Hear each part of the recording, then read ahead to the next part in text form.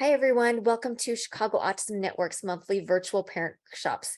Tonight, we are very lucky to have Dr. Madeline William and Dr. Gerardo Ramos from Adapt Psych Services, and I'll turn the time over to them.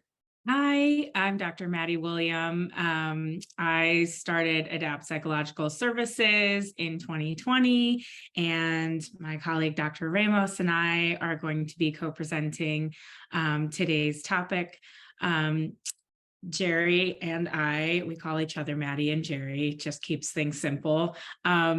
We have been working together since 2000. I was just trying to remember this during Kimmy's introduction, 2018? 2019. 2019. Okay, yeah, a long time.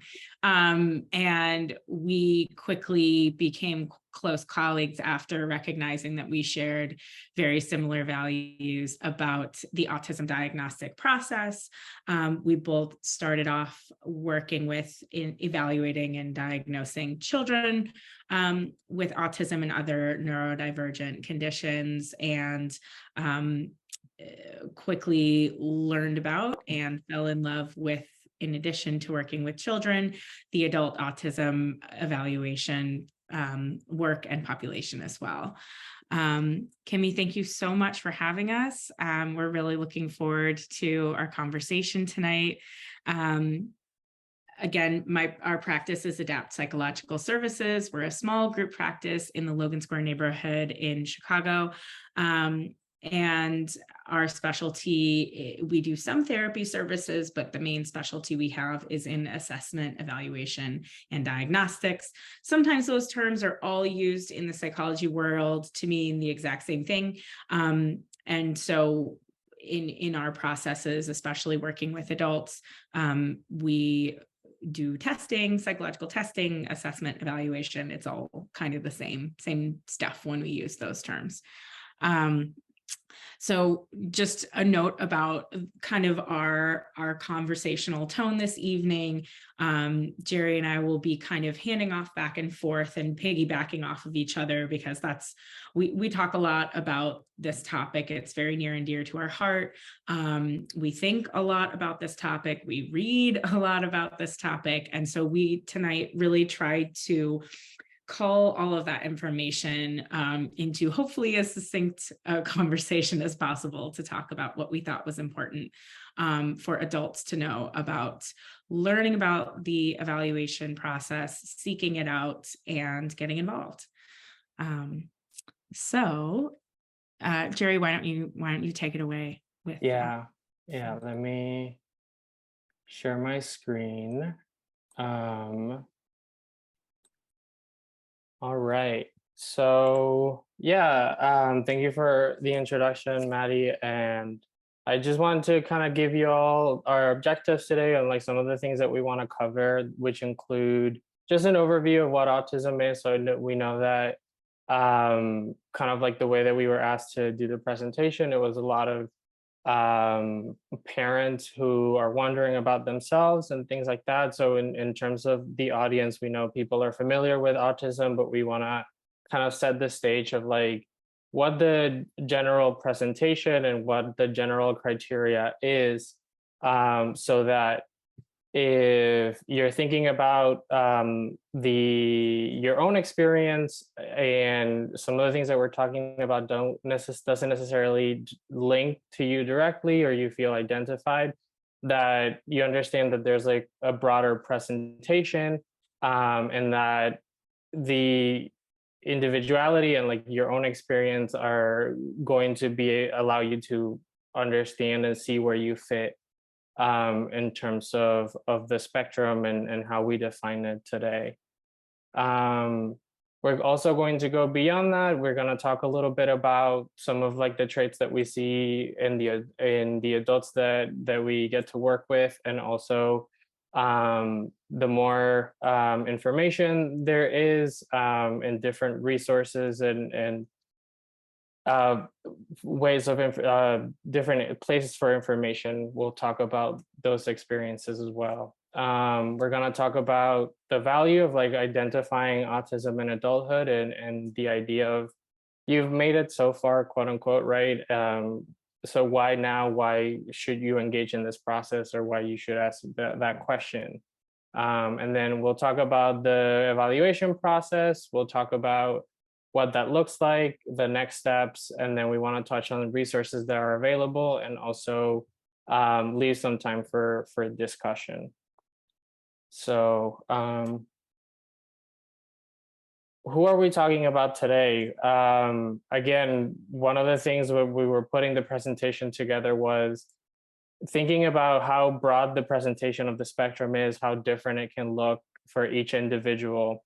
And one of the things that we were asking ourselves was like, what are the clients who get to adulthood and have not been diagnosed or have not been identified as autistic, or maybe they have heard, oh, like you showed traits, but never had the opportunity to be evaluated. And so some of the traits that we often see is like what some autistic individuals themselves refer to as low need, moving away from the language of like high functioning and low functioning, because we are hearing the autistic population talk about how these functioning labels do not represent or not truly representative and accurate of like what their experience is. And we'll talk a little later about how much context and how much your environment matters in the way that autistic features manifest. And so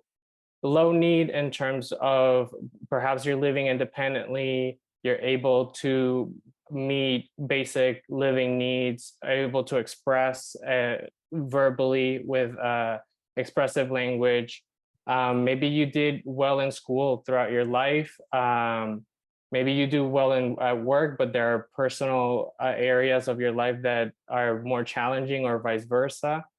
And ultimately, you know, clients who've worked in therapy for a long time or have tried to address different issues through different avenues and have been either thought about or conceptualized and treated from the lens of more commonly known diagnoses like anxiety and depression, but those diagnoses don't tend to fit the mold or fit everything or account for all the different experiences. And so it gets to a point in treatment where the question again remains like it doesn't seem like quite like anxiety, or it doesn't seem quite like depression or a personality disorder, and then what? And so clients get referred to us in that way as well, with like maybe a diagnostic evaluation can provide further clarity, and so and then help inform treatment and different interventions that can help.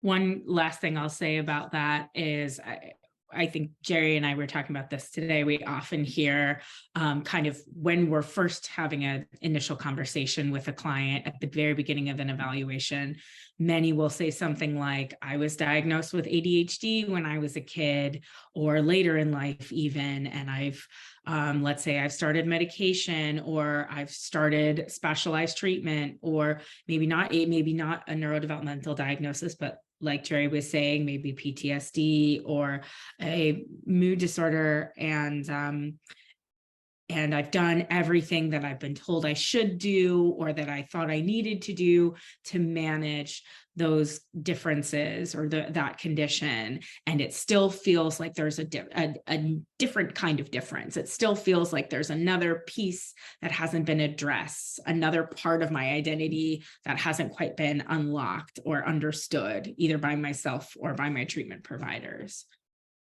Yeah. Thanks, Jerry. Go ahead to the next one. So for many of you, this, or maybe all of you, this will be a very familiar looking slide.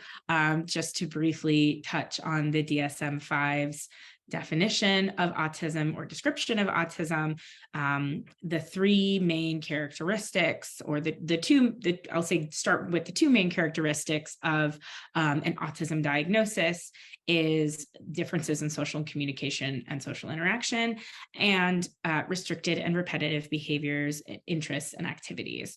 And then we have the bullet points below. When we flesh out the potential types of diagnostic presentation with adults and with children for that matter, we know that there are lots of other subcategories, sub-symptoms, sub-differences, and many types of variations, right? Even just if we take a subtype of hypo or hypersensitivity, that last kind of sub-bullet point under the restricted and repetitive behaviors and interests, there are numerous ways that we can talk about different sensory differences for autistic individuals, right? There is hypersensitivity, there is sensory seeking behaviors, there is heightened enjoyment and pleasure in sensory behaviors, there's heightened acuity to sensory stimuli and material, and the list goes on. And that's just one example. And I could do that for each of these. And there are probably additional sub-bullet points that I could add to each of these, that in the DSM, if you read the whole description and the kind of paragraphs that not many people read unless they specialize in these areas come after that, you could really tease out many other bullet points. The third key bullet point at the bottom here is these criteria must be present in childhood. Because autism is a neurodevelopmental disorder, we know that the vast majority of the time, these autistic differences are emergent in early childhood. That doesn't mean they're identified. That doesn't mean they're detected. That doesn't even mean that the child themselves know that they are aware of these differences, or that anyone in their life can detect these differences, unlike something like delayed language or very overt stimming behaviors or a lack of eye contact. Things like that might not be as apparent in childhood. That doesn't mean they're not there. And oftentimes when we talk with adults, it's about picking up on a collection of, and a pattern of stories or anecdotes, not that are just one-offs, but that we're piecing together a string of events that add up to a pattern. And oftentimes that's people in their life. Go ahead to the next one, Jerry. All right.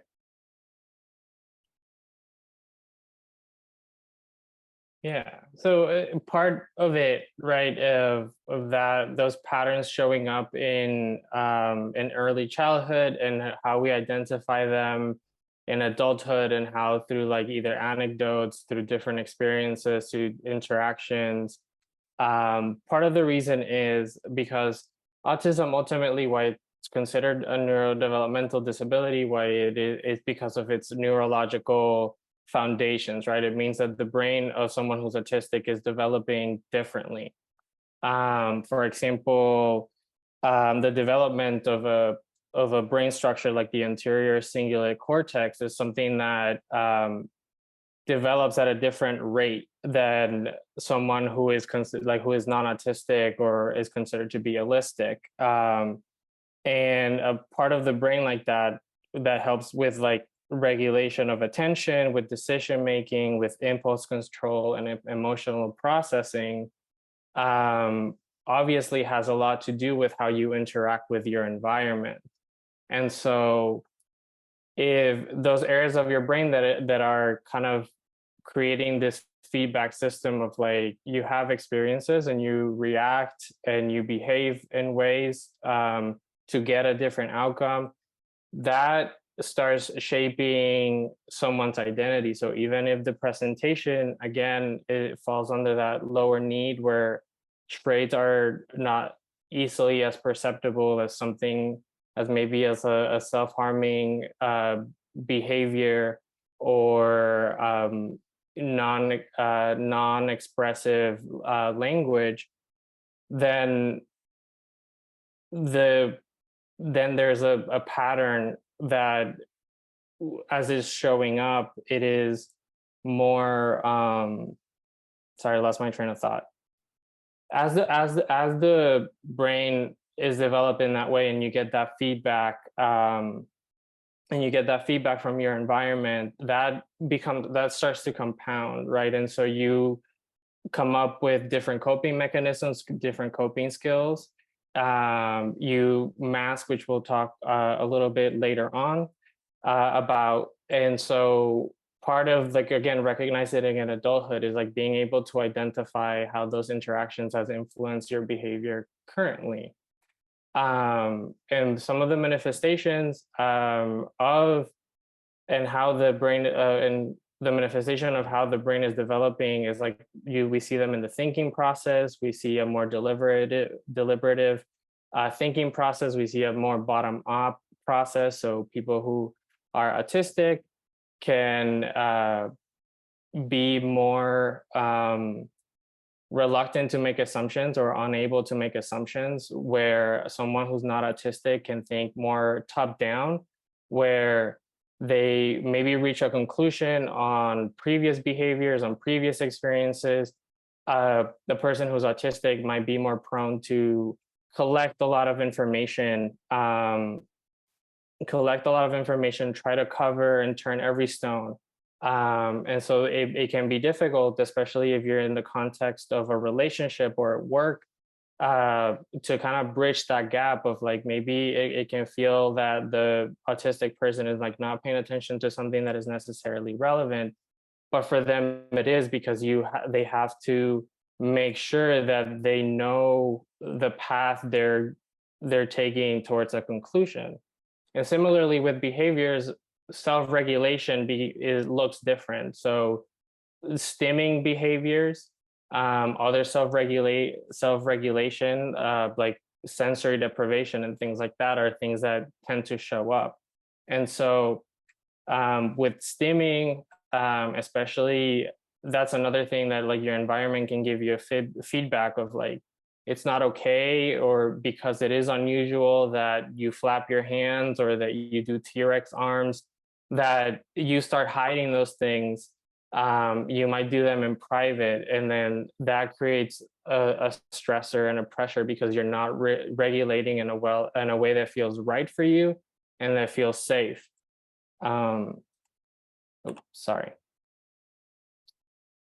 And that is why the lived-in context of a person is important. Again, if like your environment is safer, if your environment is more accepting of the way that you cope with different situations, the way that you regulate emotionally is different, or that the way that you think might be different, but ultimately contributes to a shared goal, that is like that's the positive side of an autistic experience, and of someone who may not have been recognized in childhood. Because if the environment is saying like, this is okay and you can manage, then maybe some of the more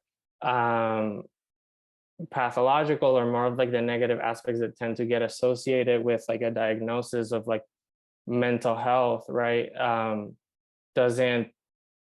not as present, right? And so I tried to use the example on the slide here of, if you are at work and you have a propensity for a behavior like hyperfocus, when you have a propensity to hyperfocus, maybe at work, it is something that helps you excel, because maybe you hone in on details, you find out angles and things that maybe other coworkers don't. But at the same time, maybe the detail that you decide, like that you honed in or that you focused on, is not the right one. And then all of a sudden time management becomes an issue, because you're trying to get a detail that is relevant to you and important to you, right? But it maybe delays the team. So the context of how your environment is responding and what the environment needs from you, as well as what you need from your environment, is very crucial in identifying the autistic adult functioning, because sometimes it can be a story of success and sometimes it can be a story of struggle. I'll say too, growing up in a household where maybe there are one or two autistic parents, it can take a while to identify that a child is autistic. And and into adulthood until an adult recognizes that they're autistic, because when they look back on their childhood, they might notice that they were just doing similar behavioral patterns that their parents were doing, and that accommodations were just very naturally created in the home for autistic needs. And so the home had an autistic normative culture, and then of course moving into the school environment, depending on certain resources and adaptive skills that a child has, they may have continued to not be flagged as having differences in needs until they reach something like college or graduate school or a high demanding job. And suddenly the stress shoots way up and they notice all of these differences and stressors and burnout. So some other differences, of course, a big buzzword is masking, right? Or social camouflaging sometimes as we talk about it. There is a great questionnaire called the CAT-Q. It's accessible online to anyone who wants to access it. CAT-Q. And the CAT-Q divides social camouflaging into three main categories. There's social compensation, there is social masking, and there is assimilation. And so social compensation is compensating for difficulties. When a person is struggling in a certain area, maybe they struggle with nonverbal communication, but they have great verbal communication. So they just compensate by using certain verbal social scripts to compensate. Maybe with masking, it's more about hiding atypicalities. So maybe if there's atypical sensory need, or let's say stimming need, they find something to do with their hands that seems more normative or less conspicuous. That would be an example of a masking behavior. And then we have assimilation, which is trying to fit in with others. And that has more to do with a person's emphasis on performance, even at the sacrifice of authenticity. So maybe they would prefer to talk on in kind of like a stream of monologue about an interest, but rather than even going there and talking about their interest, they perform social scripts that feel more reciprocal based on what they've learned is, quote, appropriate or neurotypical in a social setting. Yeah, and to add a bit to that, one of the things that we see in a story that we hear is a difference in gender, and the way that we are socialized. Men can have a bit more freedom in terms of being quirky or being eccentric, where women tend to experience a lot more feedback on their social behaviors. And so with people who are not cisgender presenting males that we work with, we tend to see how masking behaviors and other assimilation strategies tend to be really high, because they received a lot of feedback about what to do and what not to do throughout their life. And so even though that does not it does not feel natural to them, they know how and when to do it.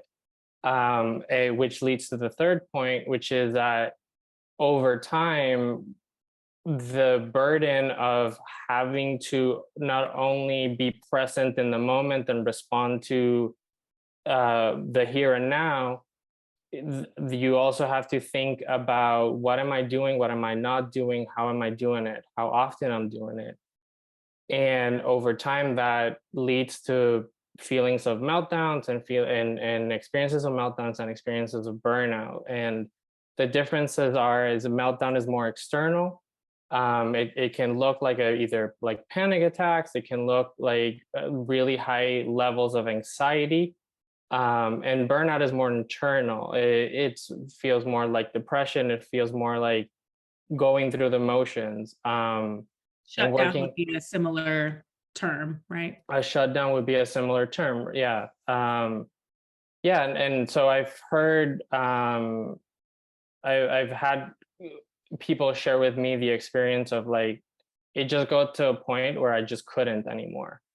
And maybe they were doing well, but then it got to a point where they just couldn't do like whatever coping strategy, whatever they did when they were able to like isolate and meet their needs was not enough, because over time there was a buildup of these experiences.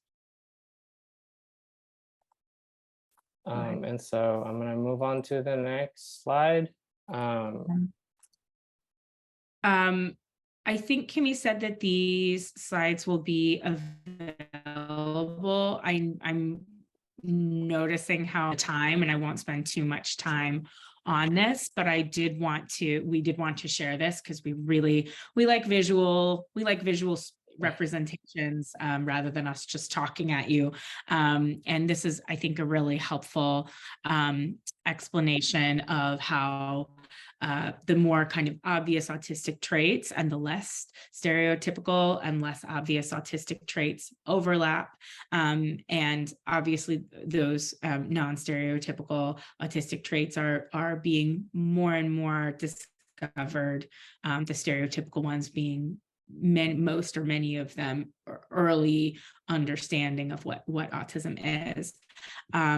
We obtained this graphic from Dr. Neff, Dr. Megan Neff's website. She's got some fantastic resources on her website.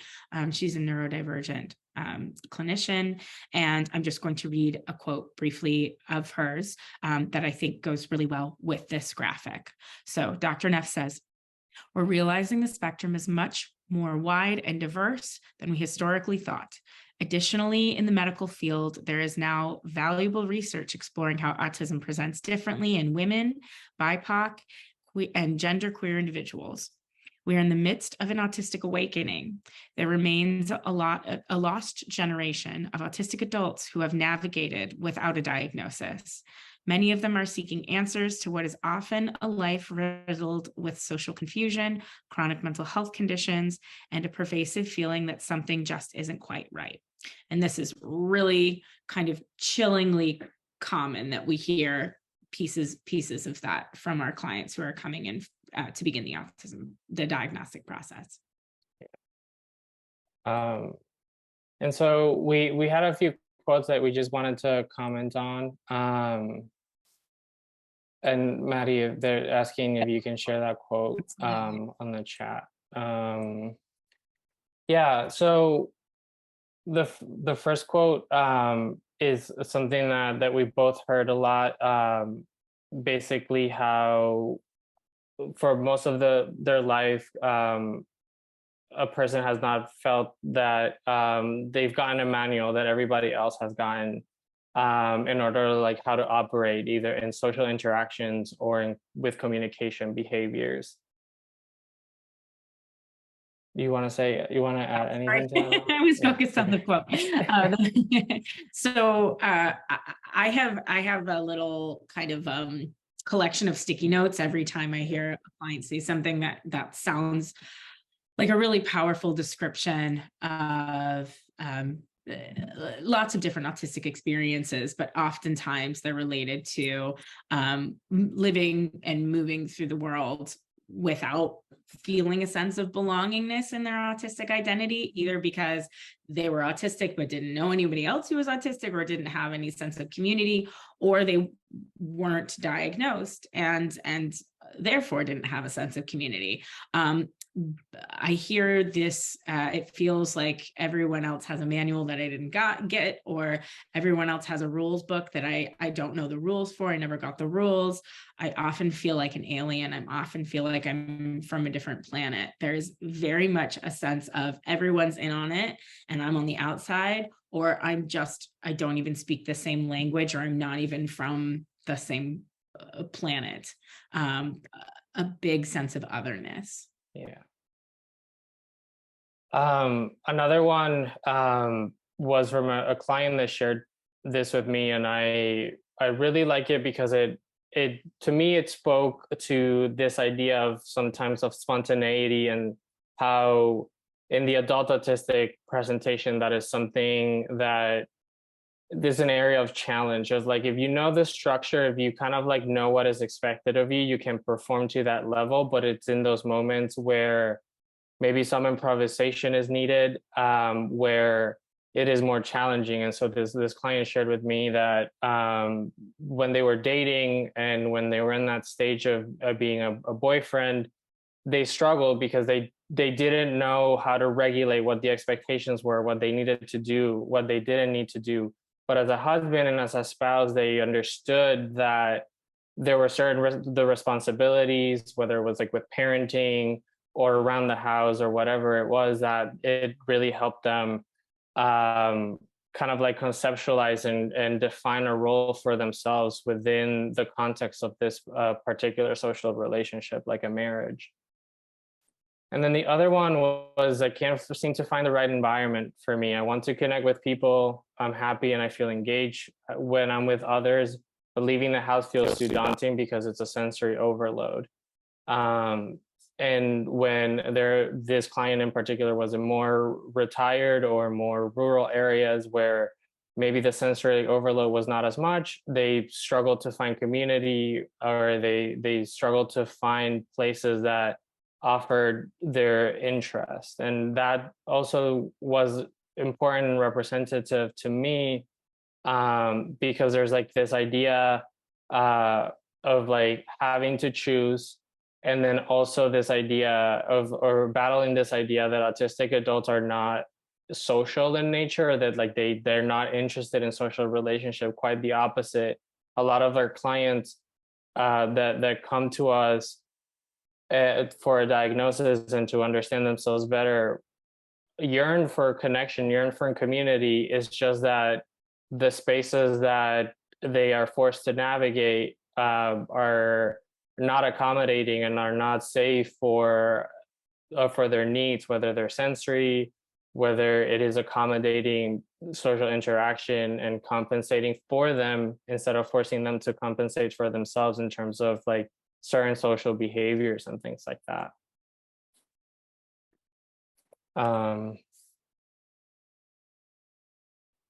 And so we,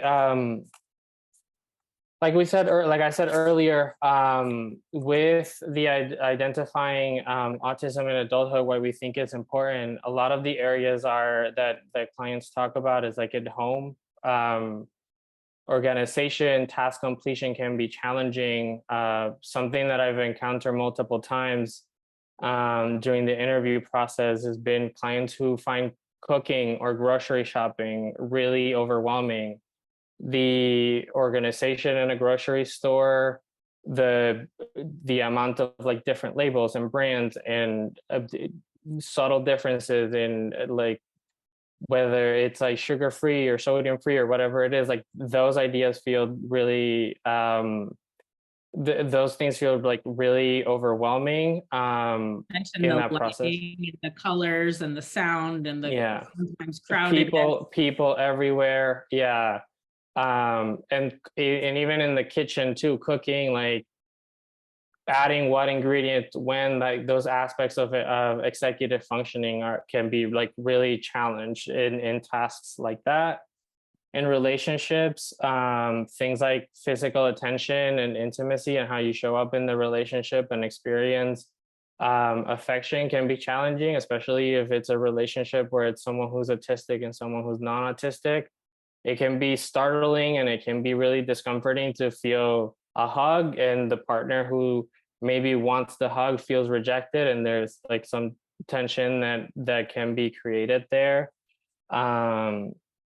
With work, another experience someone was sharing recently was they put a lot of pressure on themselves and almost neglected more achievable goals at work, because when they were onboarded, they were given this list of aspirational goals.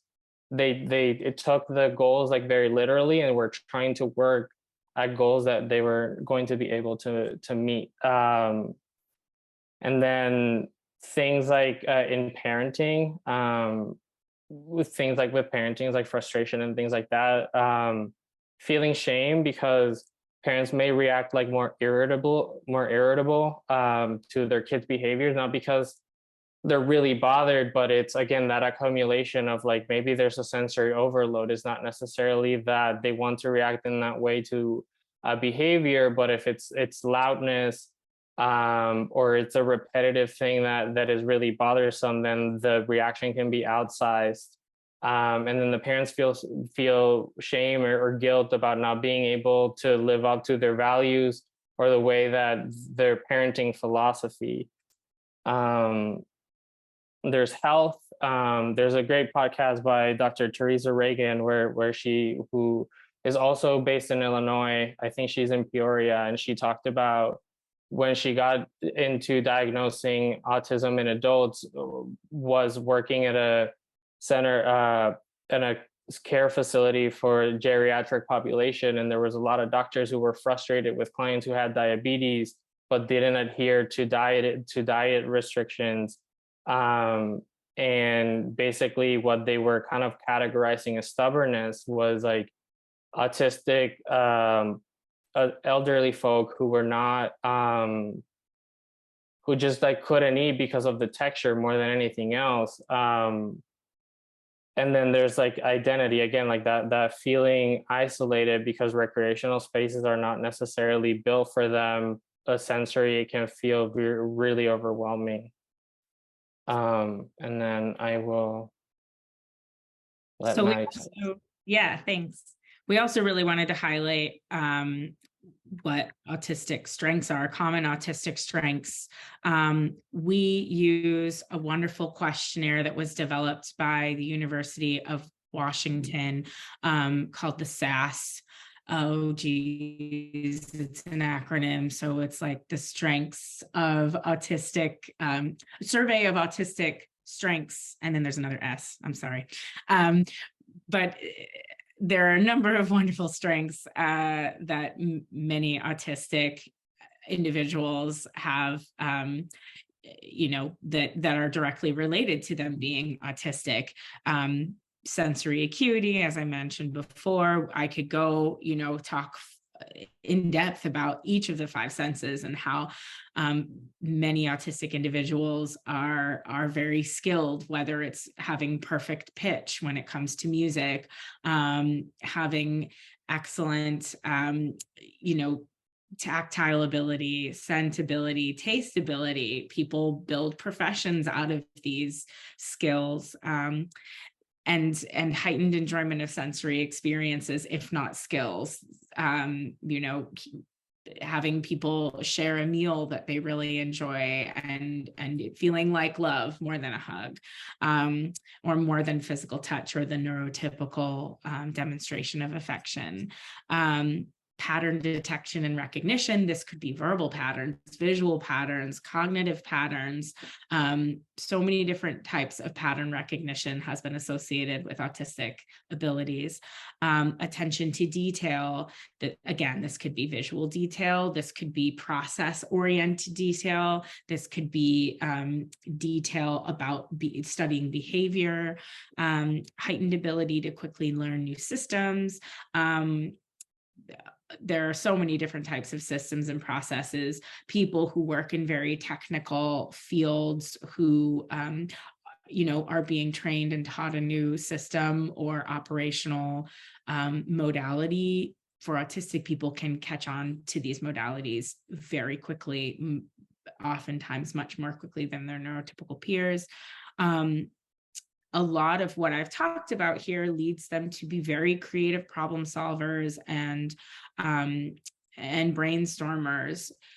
Asking an autistic person to think of ideas for a specific problem can sometimes just be this incredible, to witness this incredible generation of solutions that are out of the box and very unique.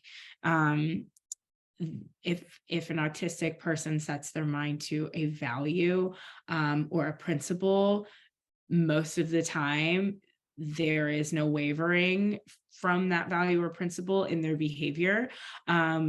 that causes them to have strong work ethics and strong goal orientation and motivation when interested and when connected to those values. Oh, I will share the survey. I have it in PDF form. I'll figure out how to share it. Yeah, go ahead, Jerry. I think you moved to the next. I could go on and on about autistic strengths. No, it's okay. This is only, I should say, this is only just a very small snippet of that, of strengths, autistic strengths. Yeah. So, and also for the sake of time, maybe we move a little quicker through like the diagnostic process. But so basically, if you're interested and when you're interested in getting evaluated, like we talked about at the beginning, whether it is either a therapist, either research on your own online, kind of like this growing body of resources for adults who've never been diagnosed. And for like, from the quote of Dr. Nev, that lost generation, there's a lot of clients that reach out in those ways. Once you engage in the process, for us, it's like that dual intention and dual benefit of the process. There's an outcome in terms of like a diagnosis or a psychological conceptualization of whatever challenge you're coming in, and also a validation of whatever the struggle and the need is that led you to seek the evaluation at some point. When we work with clients, some typical goals can be like general exploration. Like, I've always had this question about myself. Why do I always feel different? There's also more like goal driven, whether it's like diagnostic clarity in therapy, like informing medication management, things like that. There's accommodations, whether it's at work or school. And like also learning interventions and learning or being exposed to different adjustments and interventions that you can do at home. Those are some of the things that clients typically come to us like looking for and kind of wanting to get out of the process. And so the first step is in the intake process. We collect obviously a history of presenting concerns and differences and experiences that the person connects to autism. And we ask them about their recollections from childhood in terms of these experiences, as well as their current experiences.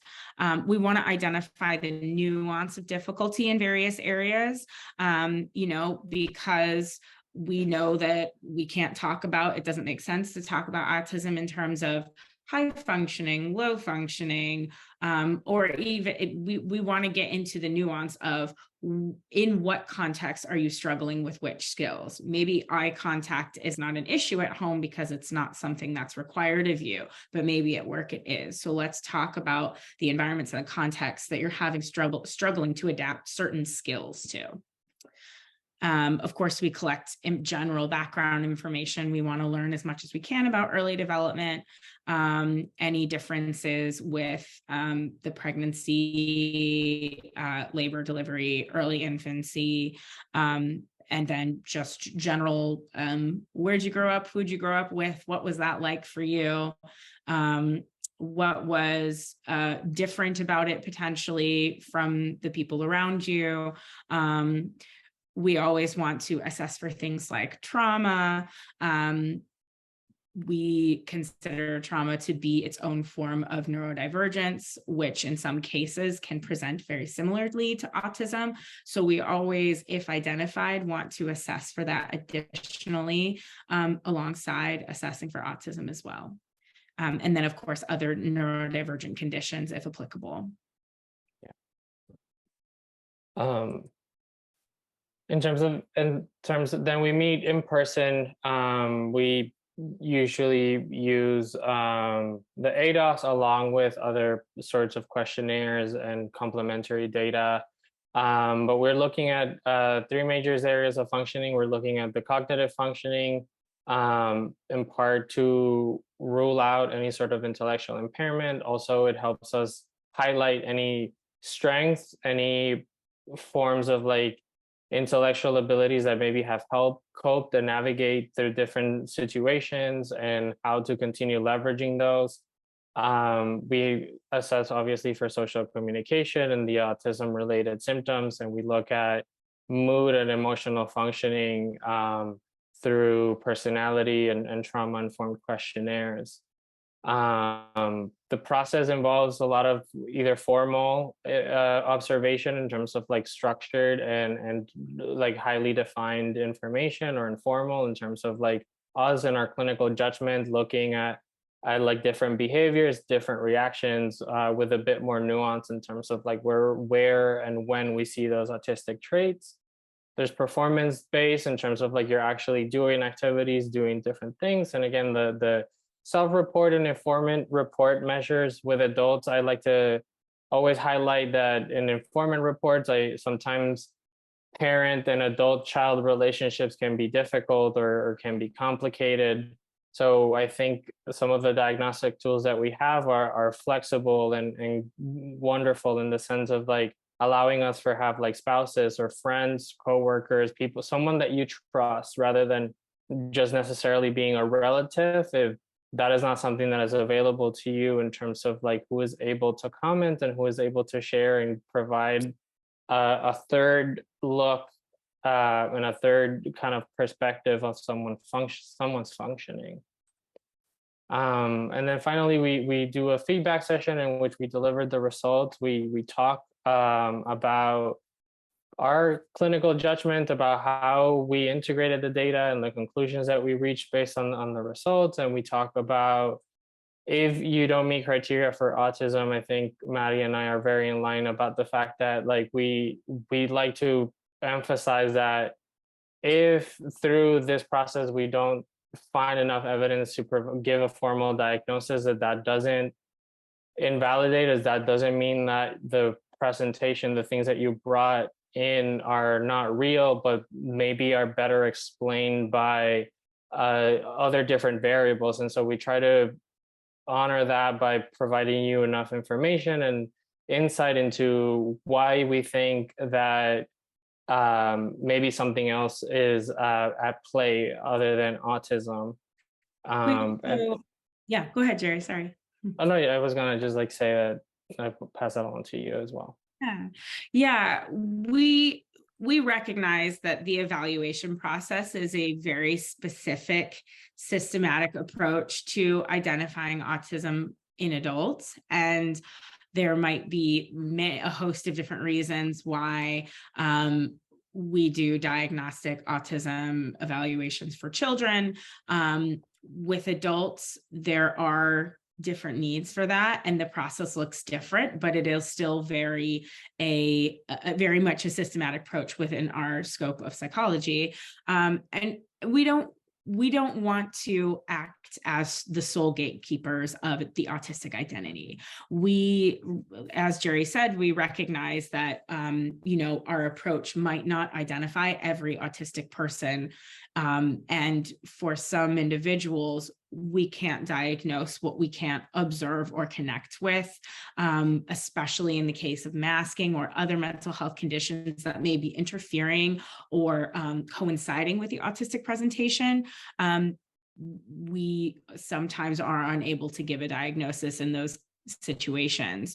And so if we're unable to confirm a diagnosis, that doesn't mean that we discourage a person from connecting with the autistic identity or the feeling of belongingness within the autistic community. Go ahead.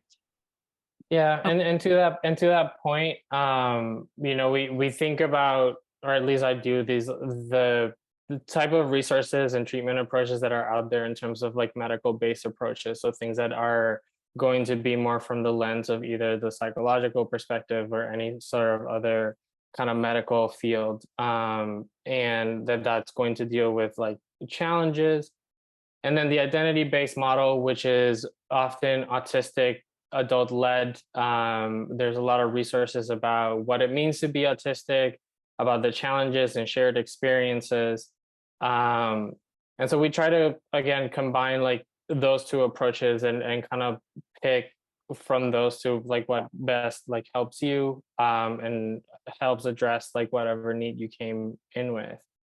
There are a number of different resources. I think when Maddie and I started back in 2019, I think a lot of complaints were about like, it's, again, that population of like lower need autistic adults, like not having a lot of resources available to them because there was a lot of emphasis on autistic adults who maybe needed more assistance in terms of like living independently and things like that. But we've seen a huge growth in those areas in terms of